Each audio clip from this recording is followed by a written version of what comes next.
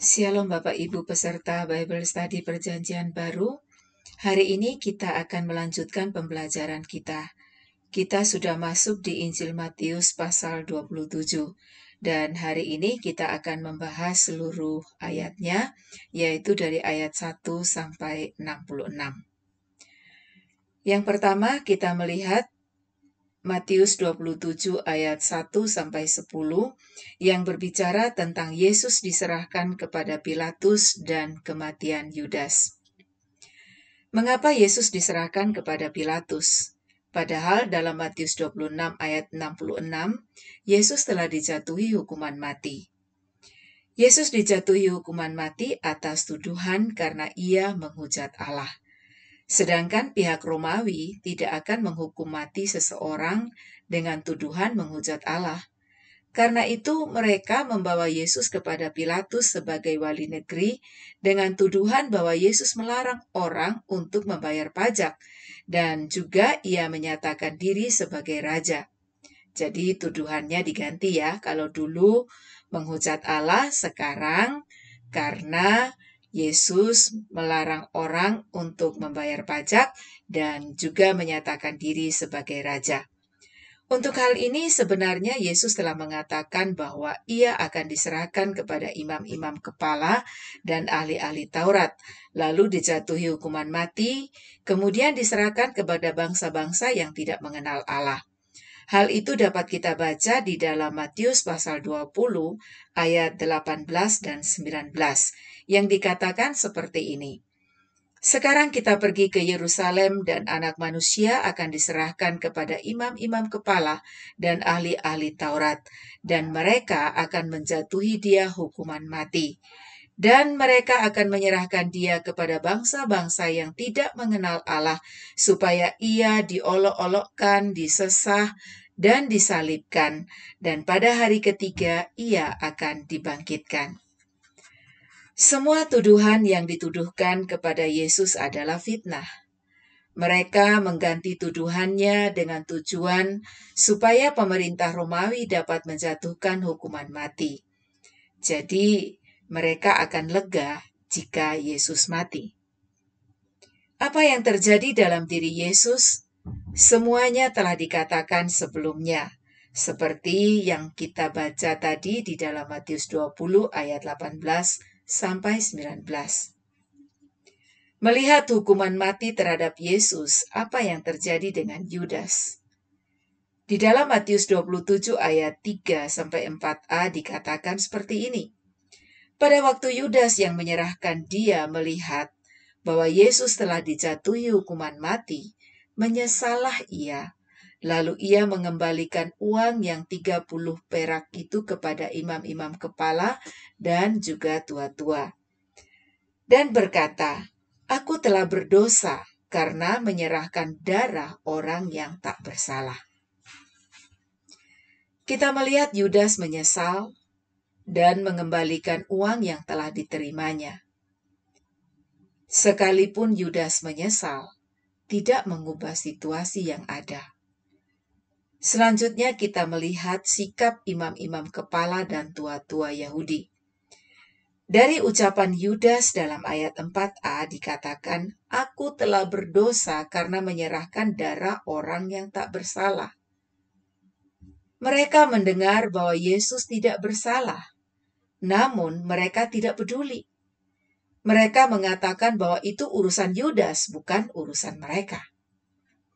Kemudian dikatakan, Yudas melemparkan uang itu dan pergi gantung diri. Yudas membayar rasa bersalahnya dengan bunuh diri. Sedangkan uang yang dilempar Yudas diambil oleh imam-imam dan membelikan tanah yang akan dijadikan tempat pekuburan orang asing. Selanjutnya tanah itu disebut tanah tukang periuk karena dibayarkan kepada tukang periuk, dan disebut tanah darah karena uang yang digunakan adalah hasil penjualan darah orang yang tidak bersalah. Apa yang bisa kita pelajari dari perikop ini? Yudas kecewa terhadap Yesus karena Yesus tidak bertindak sesuai harapannya. didukung oleh sifatnya yang suka mencuri uang kas mencuri uang kas, maka dia pun menjual Yesus. Hal ini mengajarkan kepada kita bahwa hati yang kecewa dan cinta uang akan membuat kita melakukan tindakan yang salah. Karena itu, jangan isi hati dengan kekecewaan dan jangan cinta uang. Firman Tuhan mengatakan bahwa cinta uang adalah akar segala kejahatan. Yang berikutnya, jangan pernah menjual Yesus hanya karena Yesus tidak memenuhi harapan kita. Yesus adalah Tuhan. Percayalah dan ikutlah Dia, karena Dia adalah Tuhan. Yudas menyesal dan membayar rasa bersalahnya dengan bunuh diri. Ini adalah tindakan yang salah.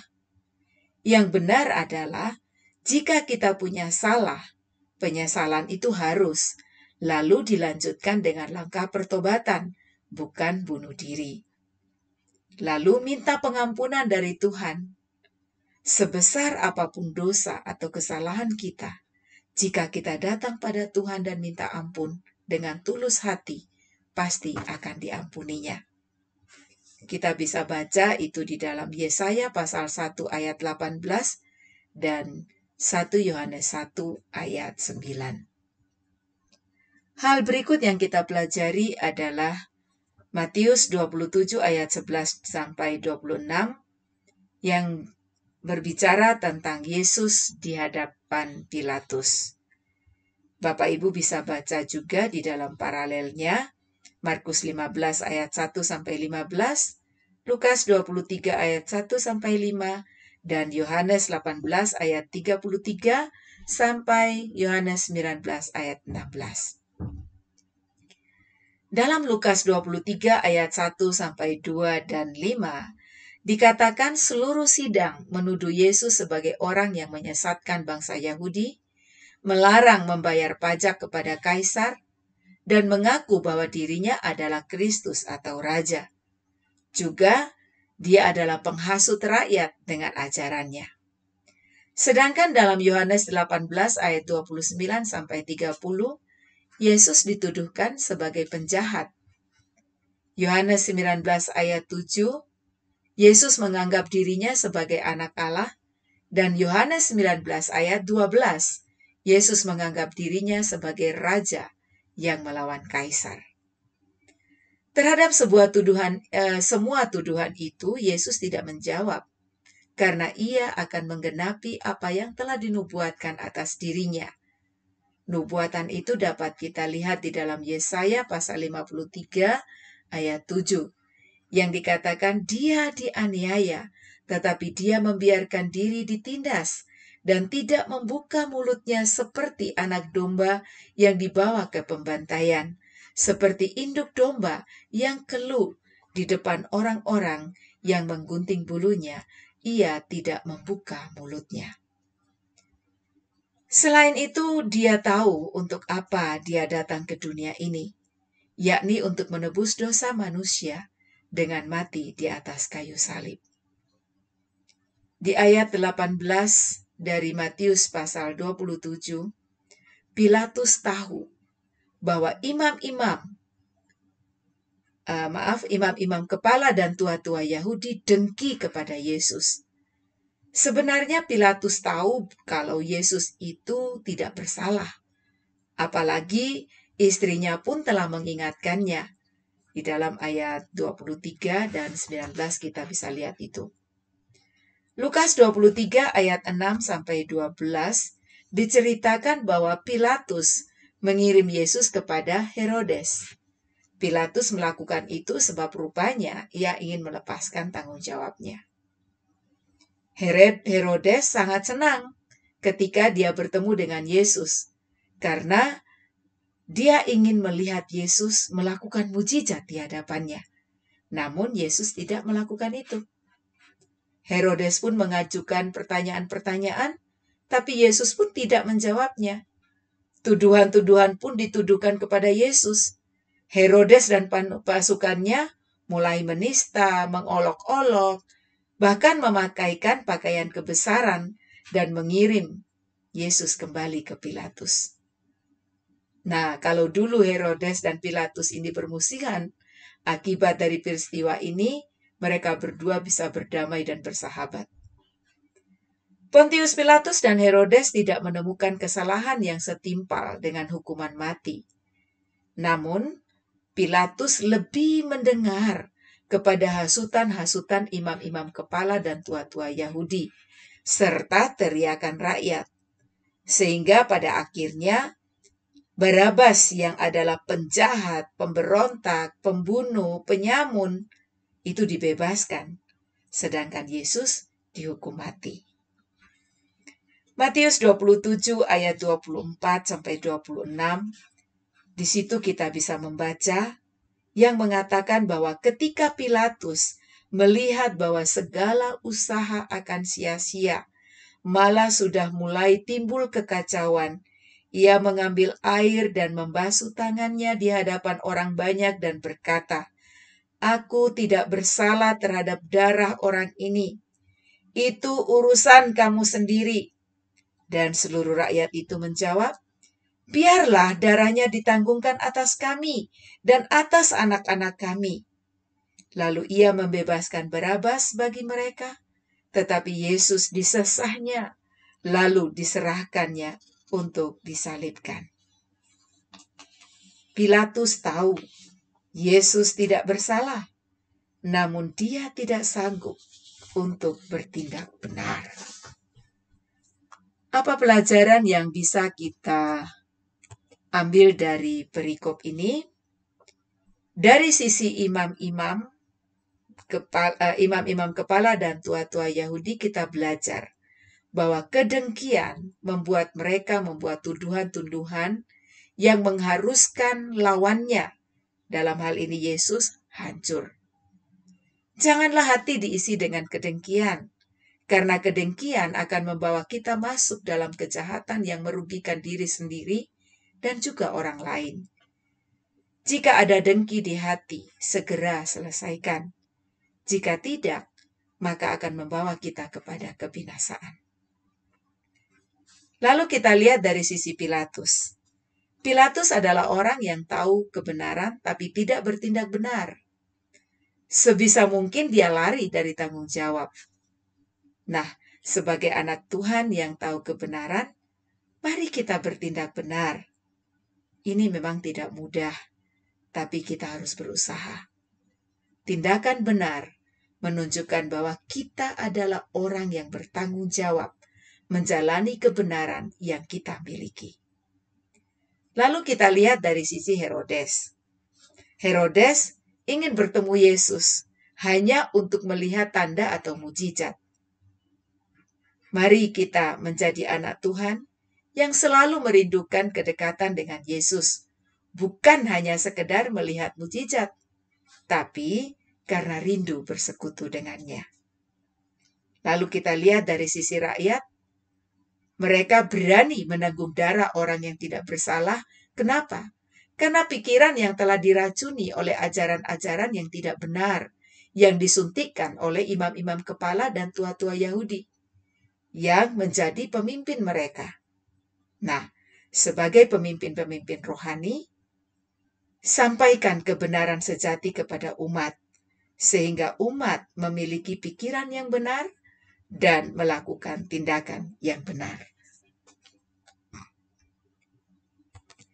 Selanjutnya kita lihat Matius 27 ayat 27-31 yang berbicara tentang Yesus diolok-olokkan. Hal ini paralel dengan Markus 15 ayat 16-20 dan Yohanes 19 ayat 2-3. Setelah dijatuhi hukuman mati, dan sementara segala sesuatu dipersiapkan, Yesus diolok-olok.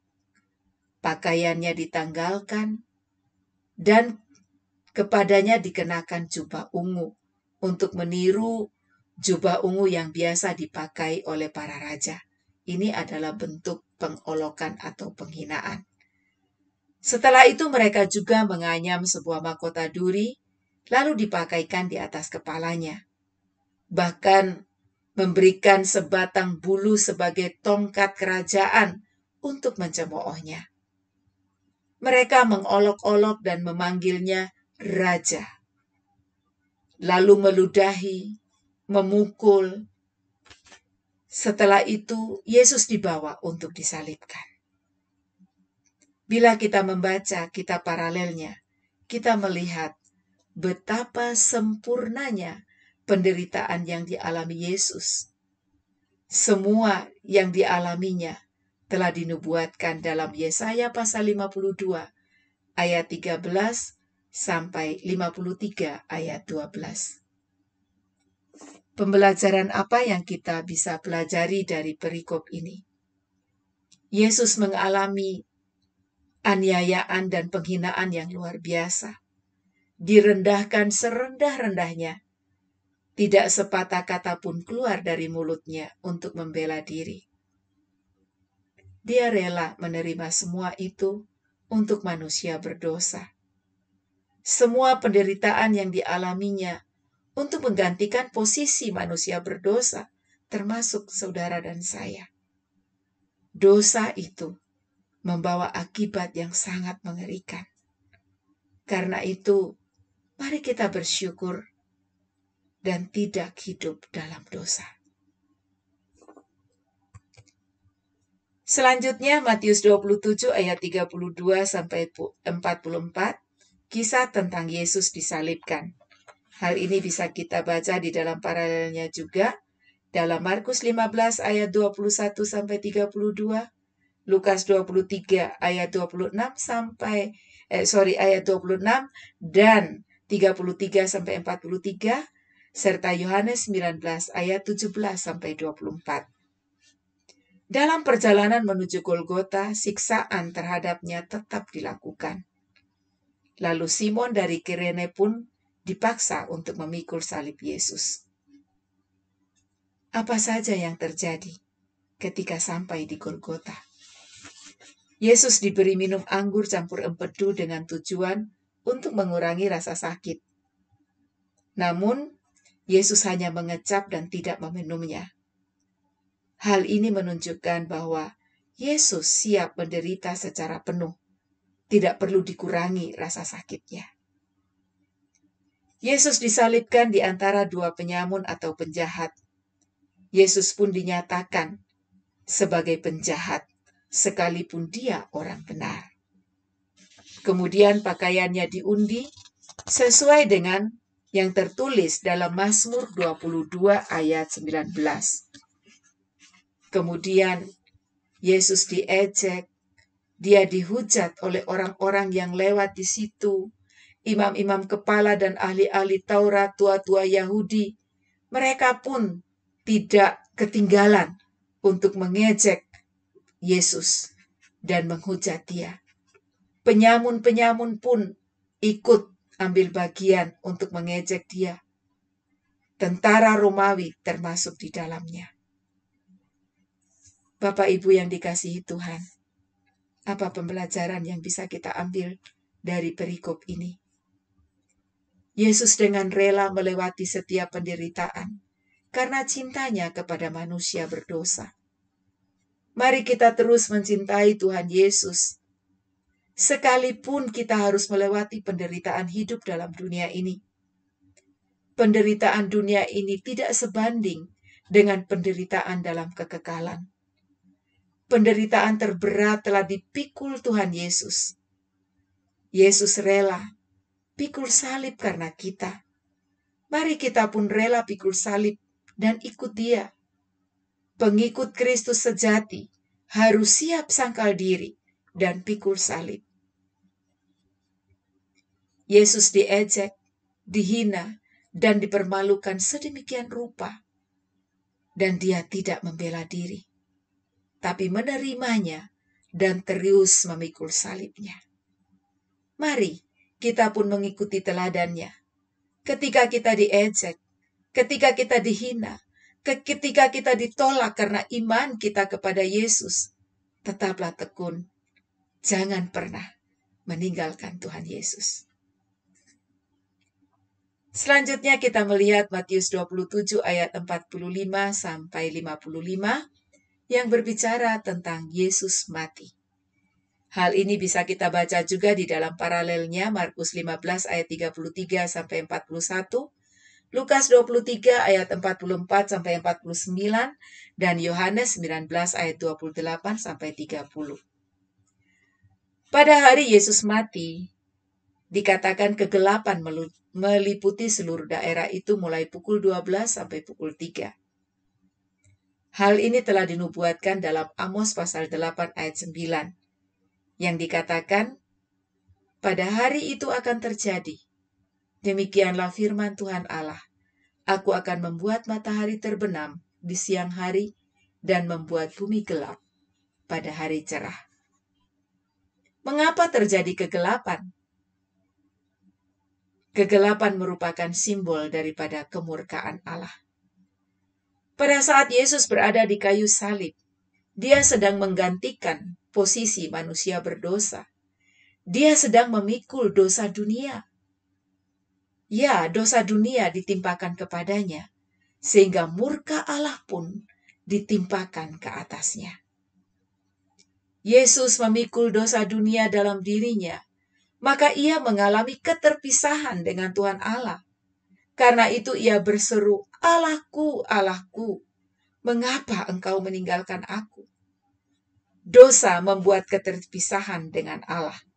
Dan ini merupakan penderitaan terberat bagi Yesus. Inilah yang dikatakan keterpisahan secara rohani. Di bagian akhir kisah salib, Yesus berseru dengan suara nyaring. Dia berkata, "Sudah selesai." Hal itu dapat kita baca dalam Yohanes pasal 19 ayat 30. Kemudian dia menyerahkan nyawanya. Sudah selesai menunjukkan karya penebusan dosa telah selesai. Yesus mati pada pukul 3. Hal ini menggenapi apa yang dilakukan di dalam perjanjian lama, di mana domba Paskah itu disembelih pada waktu senja. Kita bisa baca itu di dalam kitab Keluaran pasal 12 ayat 6.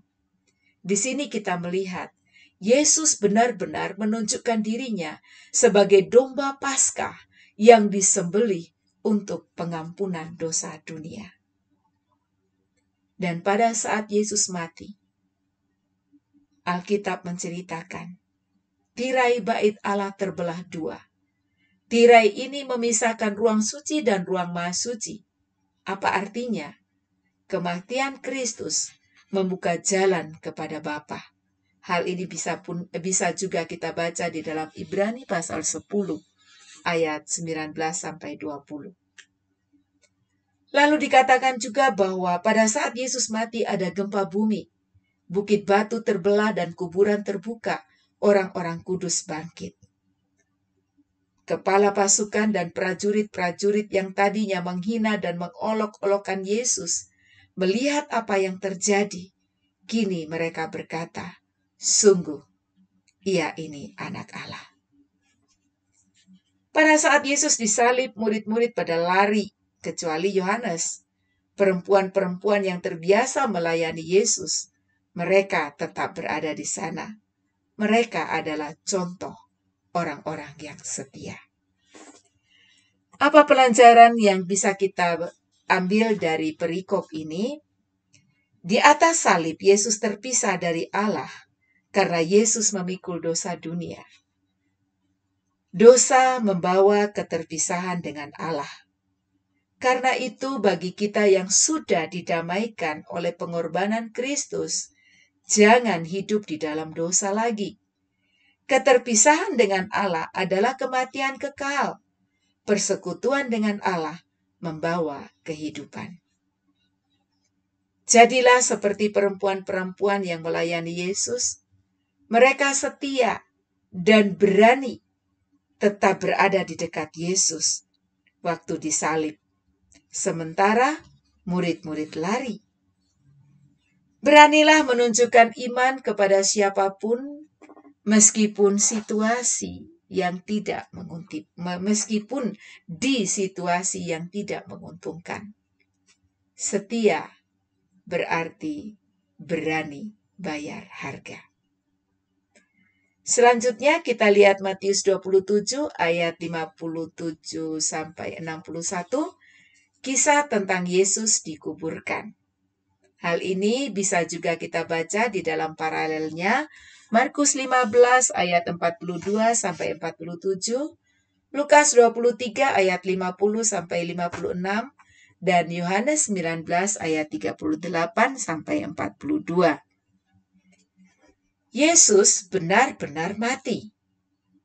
Diceritakan Yusuf Arimatea meminta mayatnya dari Pilatus, mengapani dan menguburkannya. Yusuf Arimatea adalah orang yang patuh pada firman Tuhan. Sebenarnya bagi orang Romawi, orang yang sudah mati di atas kayu salib dibiarkan saja sampai membusuk dan dimakan oleh binatang buas atau burung buas. Sedangkan bagi orang Yahudi, mereka mempunyai peraturan dalam Taurat yang mengharuskan untuk menguburkan mayat pada hari itu juga. Dikatakan bahwa Yusuf Arimatea adalah orang kaya. Ya, hal ini bisa kita lihat di dalam Markus 15 ayat 43. Dia juga mempunyai kedudukan tinggi. Dia tidak mempertahankan diri sebagai orang yang berkedudukan tinggi, tapi dengan rela melakukan pekerjaan yang rendah, yaitu menurunkan mayat Yesus. Kemudian membeli kain, mengorbankan kuburannya yang masih baru untuk dipakai oleh Yesus.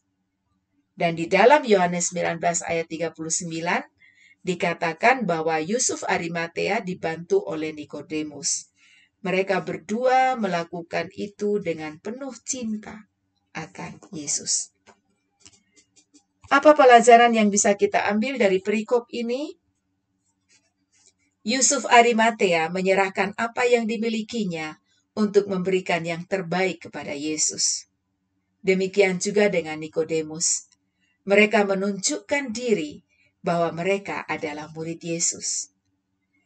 Marilah kita sebagai orang-orang yang telah mendapat kemurahan dan anugerah dari Yesus Kristus, rela menyerahkan yang terbaik untuk Tuhan Yesus. Seluruh hidup kita bagi Dia, mengasihi Dia, dan melayani Dia dengan sepenuh hati dan juga dengan harta yang kita punya. Selanjutnya kita lihat Matius 27 ayat 62 sampai 66 mengenai kubur Yesus yang dijaga. Kubur Yesus dijaga atas permintaannya imam-imam kepala dan orang-orang Farisi. Mereka adalah orang-orang yang selalu menentang Tuhan Yesus mengenai peraturan hari Sabat. Tetapi sekarang kenyataannya, mereka sendiri menyuruh orang untuk bekerja, menjaga kubur pada hari Sabat. Inilah orang-orang munafik. Tahu aturan, bisa ngomong kepada orang lain, tapi dilanggar sendiri. Kebencian terhadap Yesus benar-benar menguasai para tokoh-tokoh Yahudi ini. Sehingga Yesus mereka sebut sebagai penyesat, sedangkan Pilatus mereka sebut sebagai Tuan. Kita bisa lihat itu di dalam ayat 63. Mereka minta penjaga karena sebenarnya mereka ingat apa yang Yesus katakan bahwa pada hari ketiga ia akan bangkit. Tapi mereka pun mengantisipasi, jika tidak bangkit, maka murid-murid yang datang untuk mencuri dan berkata bahwa ia bangkit. Mereka punya pemikiran yang negatif terhadap Yesus dan perkataannya. Mereka ingat tapi tidak percaya. Apa pembelajaran yang kita bisa belajar dari perikop ini? Janganlah kita menjadi orang munafik, seperti tokoh-tokoh Yahudi pada zaman Tuhan Yesus. Sebagai orang yang sudah tahu kebenaran, jangan kebenaran itu hanya diberlakukan untuk menyerang orang lain, tapi baiklah kita menghidupi kebenaran itu. Mari kita menjadi murid Yesus yang selalu ingat perkataannya dan percaya bahwa segala yang difirmankannya pasti terjadi. Bapak Ibu yang dikasihi Tuhan, demikian yang bisa saya bagikan buat kita. Dengan harapan Bapak Ibu bisa membaca Matius pasal 27 dari ayat 1 sampai 66 dan juga ayat-ayat paralelnya. Kemudian kita akan berdiskusi bersama di grup WhatsApp yang telah dibagikan. Baiklah, saya mengucapkan selamat bertumbuh. Tuhan Yesus memberkati.